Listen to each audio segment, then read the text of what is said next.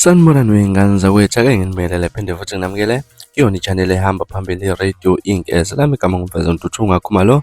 Bathi la sibona amagomede. Mothi mhlawumbe usemusha kuleli khasi ngizocela wenze kufanele ukuthi uyasubscribe, ungakhohlwa ukukhomenta nokulike nokushare.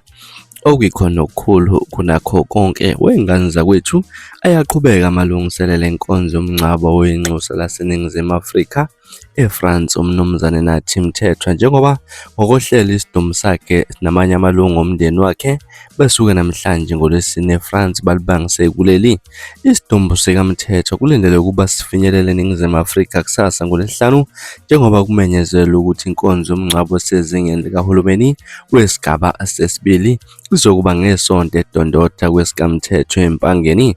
Izolo ngoLwesithathu ihhovisi likaMengameli umnumzane Cyril Ramaphosa bemezela ukuthi uMthethwa uzongcwatshwa ngokwesigaba sesibili somngcwabo kahulumeni kazwelonke. Kusukela kusabalela izindaba zokudlula kaMthethwa, izikhulu zikahulumeni namanye osopolitiki bebelokhu bengenile emagcekeni kwaMthethwa ukuyodlulisa amazwi enduduzo.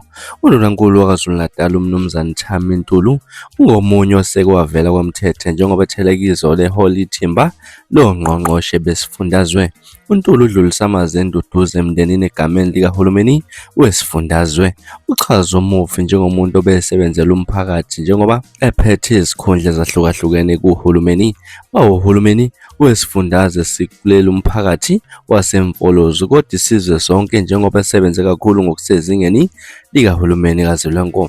Kuchaza uNtuli ubonga uCyril Ramaphosa ngokugunyaza ukuthi uMthethwa angcwatshwe ngokusezingeni likahulumeni.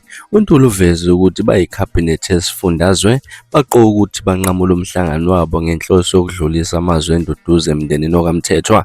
Uncomo Magalela kaMthethwa kuzona zonke izigaba esebenze kuzona kuhulumeni nakwezinye izinhlaka ezithinta umphakathi.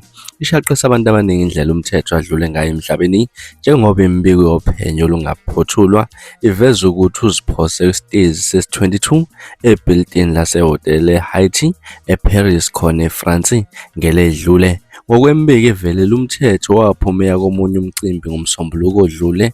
Kunemibiko ethi wathumela umkakhe umyalelo ezwakalisa ukuxolisa kwakhe ngokuzibulala.